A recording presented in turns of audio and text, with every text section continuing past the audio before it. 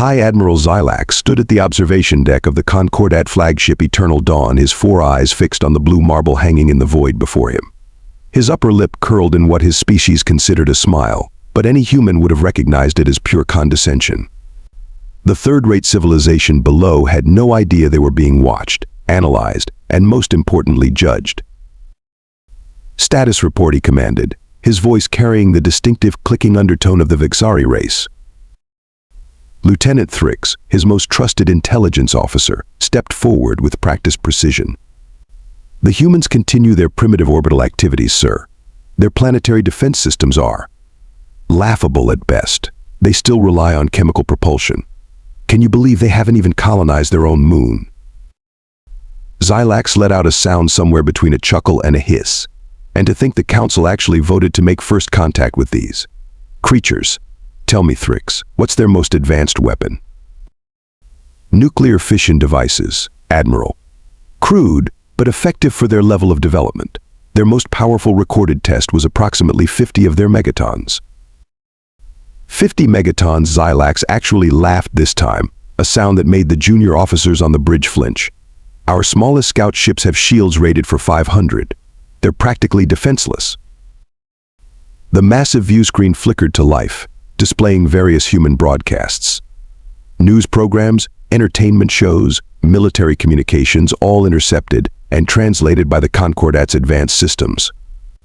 Xilax watched with growing amusement as human politicians debated trivial matters and their militaries conducted what they probably considered impressive exercises.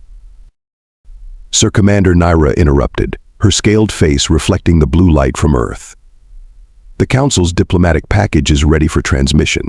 Should we proceed with first contact protocols?" Xilax waved one of his secondary arms dismissively. Yes, send them our." Generous offer of friendship, his primary hands clasped behind his back as he continued watching the planet. "Make sure to emphasize our technological superiority. These primitive species always respond better when they understand their place in the hierarchy." The message was sent, a complex series of mathematical equations followed by translated greetings in every major human language. It was standard Concordat procedure, designed to both impress and intimidate. "Package transmitted," Sir Naira reported. "Their global communications networks are lighting up like a meteor shower. They've detected us." "How long until they decipher the message?" Xilax asked, already knowing the answer would disappoint him. "Based on their current computational capabilities, perhaps 6 of their Earth hours." Xilax's secondary arms twitched in irritation. 6 hours to decode a simple first contact package? Perhaps we should reconsider this whole diplomatic approach. The Concordat has annexed worlds for less. Sir Lieutenant Thrix's voice carried an unusual note of surprise. They've already responded. In perfect Concordat standard. What? Xilax spun around, all 4 eyes widening. "That's impossible. Show me." The view screen shifted, displaying the human response. It was short, precise, and most disturbingly included several diplomatic protocols that weren't even in the original message. "Greetings, Galactic Concordat vessels. We accept your invitation for diplomatic relations. Please be advised that any attempted hostile actions will be met with appropriate defensive measures. We look forward to peaceful dialogue. Coordinates for a neutral meeting point are attached." For the first time since entering the solar system, High Admiral Xilax felt something he hadn't expected: uncertainty. These humans had not only decoded their message instantly, but had picked up on subtle diplomatic nuances that should have been beyond their capability. "Well," he said finally, trying to maintain his air of superiority, "perhaps these primitives will provide more entertainment than expected. Set course for the provided coordinates but maintain combat readiness. I want weapon systems primed, just in case these humans try anything foolish." As the Eternal Dawn's engines hummed to life, Xilax couldn't shake the feeling that something wasn't quite right. But surely, he thought, no primitive species could possibly surprise the mighty Concordat. Could they? The massive Concordat fleet emerged from hyperspace at the designated coordinates, their sleek ships arranging themselves in what Xilax considered an appropriately intimidating formation. The meeting point, a recently constructed space station floating in the void between Earth and its moon, struck him as surprisingly advanced for such a primitive species. Scanning the station now, Admiral Commander Naira reported, her scaled fingers dancing across the holographic interface. Structure appears to be primarily titanium alloy-based. No significant weapons detected. Minimal shielding. Several human vessels are docked. Rather crude things. Very well, Zylax said, adjusting his ceremonial armor. Prepare the diplomatic shuttle. Commander Naira, you'll accompany me. Lieutenant Thrix, maintain battle readiness with the fleet. These humans may be primitive, but I won't be caught unprepared. The shuttle ride to the station was tense. Zylax watched through the viewport as they approached, noting with professional interest the various human ships nearby.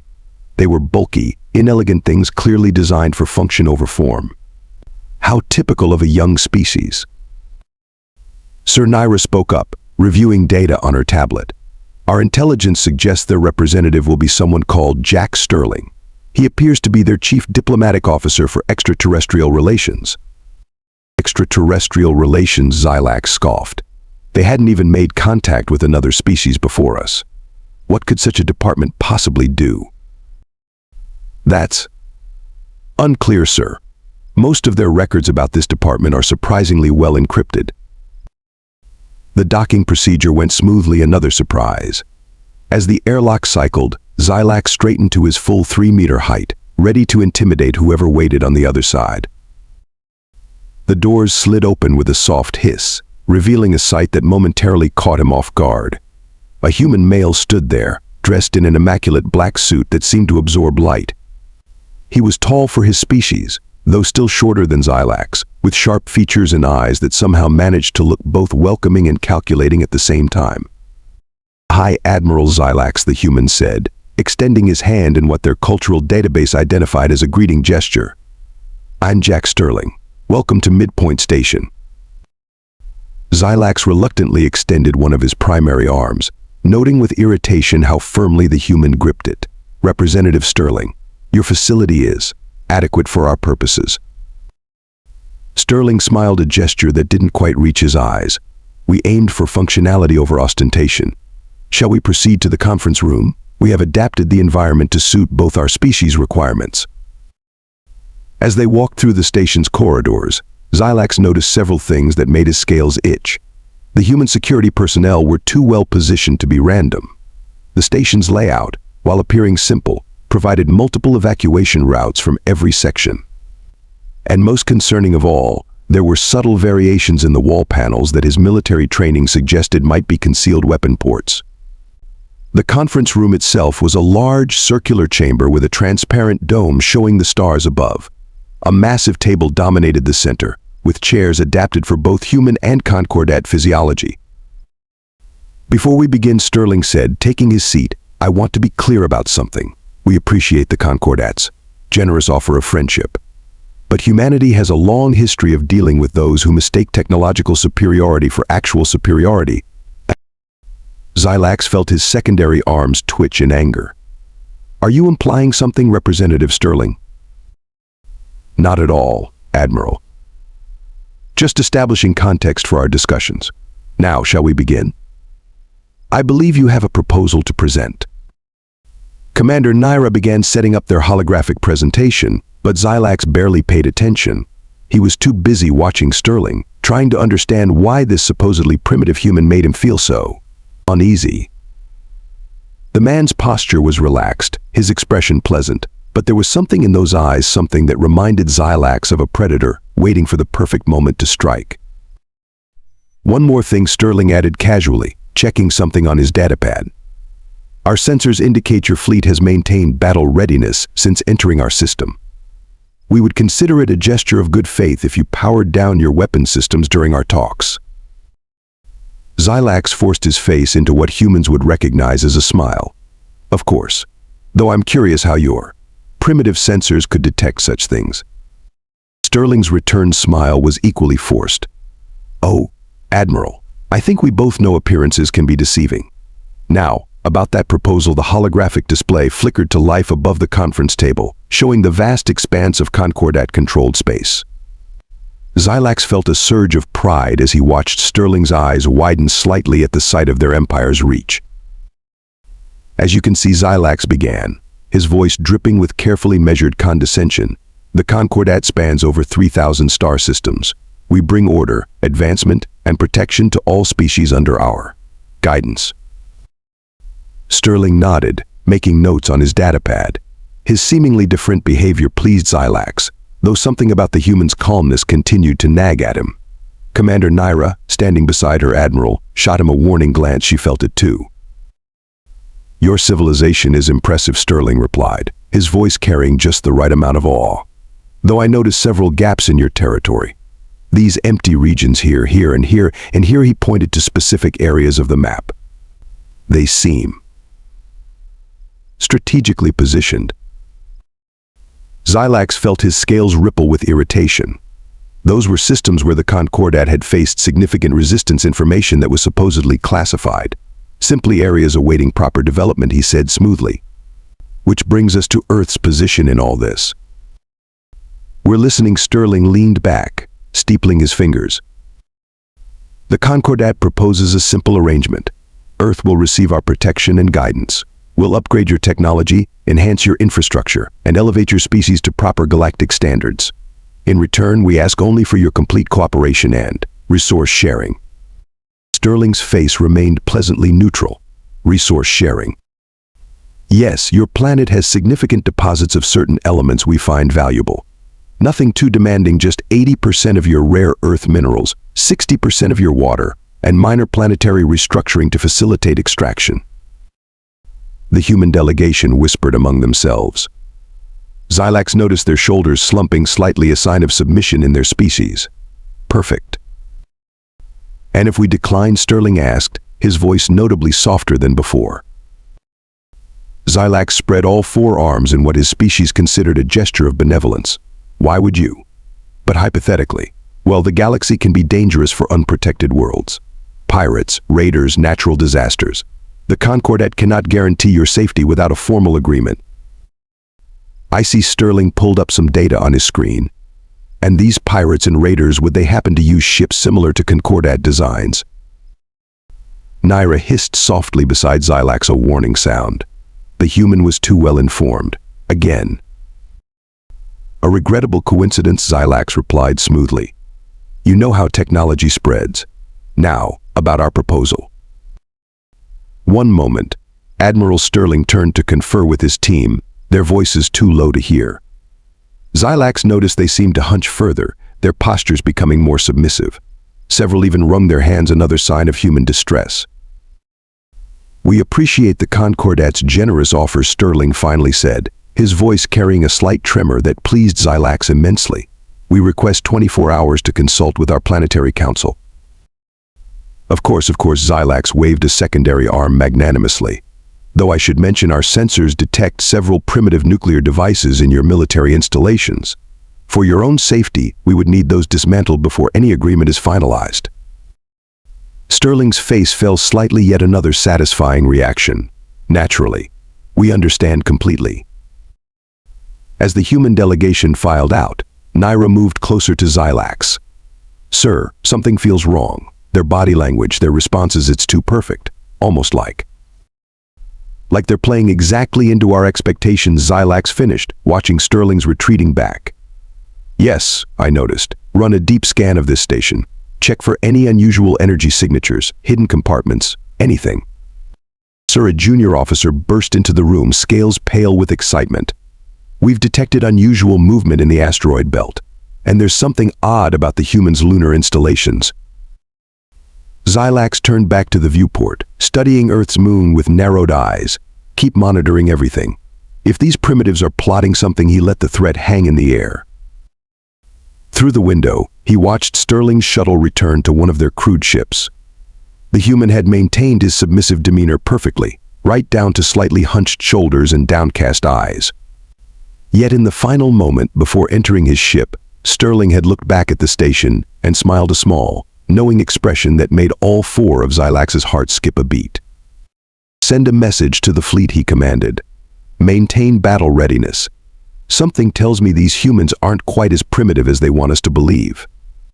The 24-hour deadline was approaching its end when Lieutenant Thrix burst onto the bridge of the Eternal Dawn, his scales practically glowing with alarm. "Admiral, we've decoded their internal communications. It's a trap. The humans, they've been." A massive explosion cut him off as the supposedly primitive lunar installations erupted in a coordinated blast, revealing massive weapon installations that had been hidden beneath the surface. Xylax stumbled as his flagship rocked from a sudden energy surge. "Report," he bellowed, gripping his command chair with all four arms. "Sir, our shields are. They're offline. Some kind of electromagnetic pulse, but far more sophisticated than anything the humans should possess." The main view screen crackled to life, showing Jack Sterling's face. Gone was the submissive demeanor, replaced by a predatory grin that made Xylax's scales crawl. "Admiral Xylax," Sterling said pleasantly, as if discussing the weather. "I believe now would be a good time to discuss the terms of your surrender." "Surrender?" Xylax snarled. "To primitives? Your weapons can't possibly." Another explosion rocked the ship. Commander Naira's voice rang out in panic. "Sir, the asteroids, they're moving." The tactical display showed what had been dismissed as simple space rocks, revealing themselves to be camouflaged weapon platforms. Hundreds of them, forming a perfect sphere around the Concordat fleet. "Did you really think," Sterling continued, "that a species which spent centuries pointing nuclear weapons at itself wouldn't have a plan for extraterrestrial threats? Those nuclear weapons you so kindly asked us to dismantle, they were decoys, old tech we kept visible deliberately." Xylax watched in horror as the real human defense network revealed itself. Space stations shimmered into view, their stealth systems deactivating. Satellites that had appeared defensive transformed into offensive platforms. And the moon, the supposedly uninhabited moon, bristled with weapon ports. "The submissive behavior during negotiations," Naira whispered. "The hunched shoulders, the nervous gestures. All an act," Sterling confirmed, having apparently heard her. "We've been studying your species since you entered our solar system. Your cultural database was particularly helpful, especially the parts about body language interpretation." A series of new contacts appeared on the tactical display. Hidden human warships emerged from behind Earth's magnetic field, their designs nothing like the crude vessels they'd shown before. These ships were sleek, dangerous, and very, very advanced. "Let me explain your current situation," Sterling said, his voice hardening. "Those nuclear weapons you detected? Purposely visible. The real deterrent is currently surrounding your fleet, 50 megatons each, contained in quantum-shielded warheads. Your shields are down, and will remain down thanks to our suppression field. Your weapons are currently targeted by 300 independent platforms, and that's just what we're showing you." "Impossible," Xylax roared. "You're lying. These are holograms, Trix." Another explosion, closer this time. A support beam crashed down nearby, nearly crushing Lieutenant Thrix. "That," Sterling said calmly, "was a warning shot. The next one won't miss. You see, Admiral, we humans have a saying, hope for the best, plan for the worst. When we detected your ships approaching our system, we activated contingency plans centuries in the making." The tactical display showed more human ships appearing, seemingly out of nowhere. Their fleet had been hidden in plain sight, disguised as space debris, asteroids, and defunct satellites. "Sir," Naira reported, her voice shaking, "I'm detecting quantum signatures from their warheads. They're real. All of them. And their yield. It's far beyond 50 megatons. We grossly underestimated their capabilities." Sterling's smile widened. "Now then, shall we discuss the real negotiations? Your ships will power down completely. Your crews will prepare for boarding. And you, Admiral Xylax, will explain to your superiors why the mighty Concordat just had its entire invasion fleet checkmated by a bunch of primitives." "And if we refuse?" Xylax asked, though he already knew the answer. "Then we demonstrate exactly why humanity survived its own nuclear age. Those weapons platforms aren't for show, Admiral. We've had decades to perfect our nuclear arsenal, while you were watching our visible weapons, counting our obvious warheads. You missed the real teeth of humanity's defense force." As if to emphasize his point, one of the asteroid platforms rotated, revealing a massive cannon that began glowing with barely contained energy. "Your empire isn't the first to think us easy prey," Sterling continued. "We've had other visitors, ones that never made it home to report what they found. The gaps in your territory map, those weren't failed conquests. They were warnings, warnings you failed to heed." Xylax slumped in his chair, watching as more human ships emerged from hiding. Their entire defense network had been invisible, waiting. Every seemingly primitive aspect of their civilization had been carefully crafted theater, designed to encourage exactly the kind of arrogant invasion attempt the Concordat had planned. "Your species," Xylax said slowly, "is terrifying." "No, Admiral, we're survivors." Now, about those surrender terms, Xylax watched in stunned silence as the true extent of human military capability unfolded before him. The crude vessels they'd shown earlier peeled away their outer shells, revealing cutting-edge warships underneath. Like butterflies emerging from cocoons, except these butterflies carried enough firepower to vaporize small moons. Sir Naira reported, her voice barely above a whisper.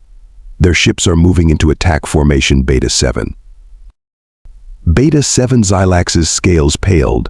That's a Concordat fleet tactic. How could they possibly? "Oh, that's an interesting observation," Sterling's voice cut in through the comm system. "We should thank your advanced scouts for that one. They provided excellent combat data before we retired them." The tactical display showed human vessels executing perfect military maneuvers, not just Concordat formations, but strategies from a dozen different space-faring races. Each movement was precise, practiced, rehearsed. The late-night broadcasts, Xylax suddenly realized. The entertainment programs we intercepted. Training simulations, Sterling confirmed. Every piece of media you monitored was carefully crafted. Those reality shows about space exploration, combat drills, those silly science fiction programs, tactical updates encoded in entertainment format. We knew someone was watching, so we hid our military communications in plain sight. A series of lights began blinking across the lunar surface. What had appeared to be random impact craters now formed perfect geometric patterns, firing solutions for the massive weapon arrays hidden beneath the surface. "Your entire civilization," Naira breathed. "It's all been a giant military exercise." "Not all of it," Sterling replied. "We genuinely enjoy our entertainment, sports, and culture. We just learned to adapt them into something more practical. Those popular dance moves your cultural officers found so primitive? Military sign language, the global sports competitions, war games with live ammunition, disguised as entertainment." The human ships continued their dance around the Concordat fleet, each movement bringing another weapon system to bear. The asteroid platforms shifted again, revealing more cannons, more missile tubes, more evidence of humanity's true technological level. Lieutenant Thrix, Xylax called out, "Show me their power readings." I can't, sir. Their energy signatures are beyond our measurement capabilities. Whatever they're using for power generation, it's not in our database." Sterling's face reappeared on the main screen. "Fusion drives," he explained casually. "Clean, efficient, and thanks to your invasion attempt, no longer something we need to hide. Though I suspect you're more interested in our weapon systems.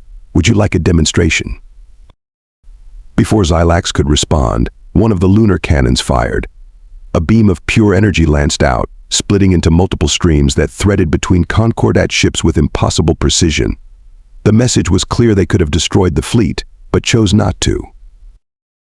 "That was one cannon," Sterling said, "at 2% power.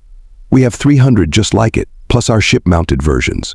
Your shields might have handled 1 or 2 shots, but you knew that already," Xylax finished. "Because you fought our kind before. Now you're getting it. Those missing ships from your scouting missions, the ones that never reported back, consider them part of our reverse engineering program. Very educational." The tactical display updated again, showing human ships now positioned at every strategic point around the Concordat fleet. Each vessel oriented itself to provide maximum firing solutions while maintaining defensive coverage. It was beautiful, in a terrifying sort of way. "Commander Naira," Sterling addressed the scaled officer directly. "I believe you'll find our tactical positioning familiar. It's based on your own thesis from the Concordat War College, the one about maximizing strategic advantage against numerically superior forces. Naira's scales turned almost white. That document was classified. How did you? The same way we know about the Concordat's standard invasion protocols, fleet movements, and shield frequencies. We've been preparing for this moment for a very, very long time. Every probe you sent, every transmission you broadcast, every piece of data you collected about us, we were collecting right back. A new set of readings appeared on Xilax's personal display, detailed scans of the human weapon platforms. The technology was decades, perhaps centuries beyond what they'd shown publicly. Their nuclear deterrent network wasn't just advanced, it was revolutionary. 50 megatons, Xilax muttered. You said 50 megatons? Sterling laughed. The visible warheads? Yes, the actual yield of our quantum-shielded weapons. Add a few zeros. We found that underestimating our capabilities encourages the right kind of overconfidence in potential invaders. The human ships tightened their formation, a noose of advanced technology and tactical superiority slowly closing around the Concordat fleet. Every movement was deliberate, every position calculated for maximum psychological impact.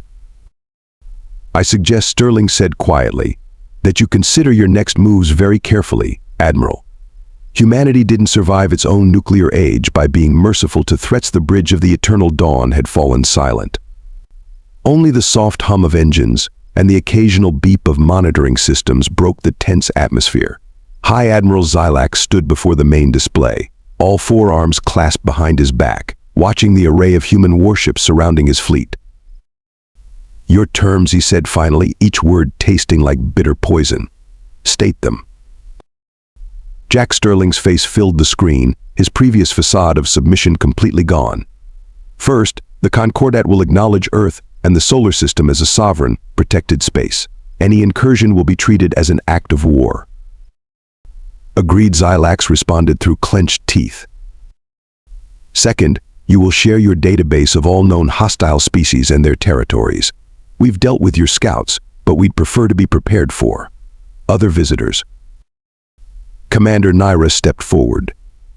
Sir, that data is classified by the highest. Done, Xilax cut her off. Continue. Third, Sterling's smile turned predatory. The Concordat will announce to the Galactic Council that Earth is now a full member, with all rights and privileges, including the right to expand into unclaimed systems. You want a seat on the Council? After this? No, Admiral.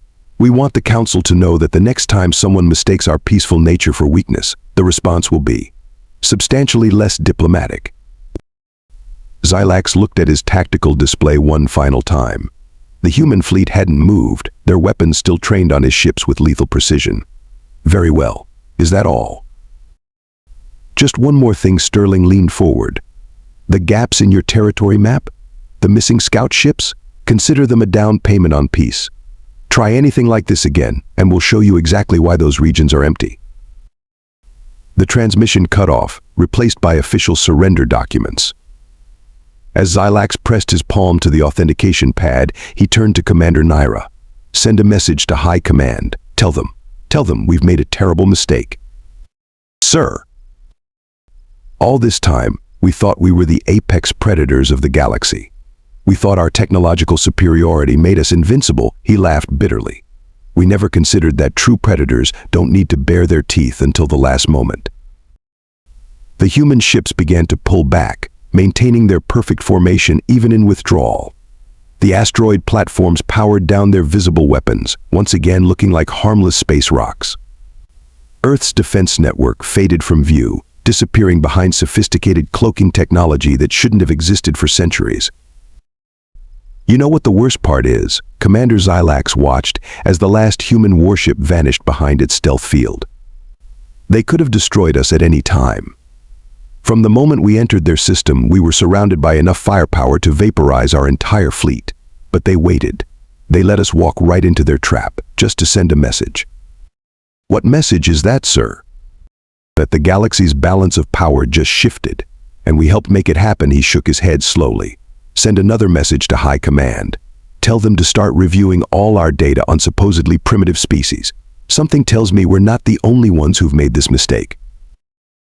As the Concordat fleet prepared for departure, Xylax took one last look at the blue planet hanging in space. Its surface showed no signs of the incredible military power it possessed. No visible weapon platforms, no obvious defenses, just the same peaceful appearance that had fooled them so completely. Note for the official record, Commander. The humans have a saying, speak softly and carry a big stick. We assumed they had neither. We were wrong on both counts. They speak softly because they don't need to shout, and their stick. Their stick is 50 megatons of backup, hidden behind a smile. The Eternal Dawn's engines hummed to life, beginning their long journey home. Behind them, Earth continued its serene orbit around its star, once again looking like nothing more than a primitive world of limited technology and minimal threat.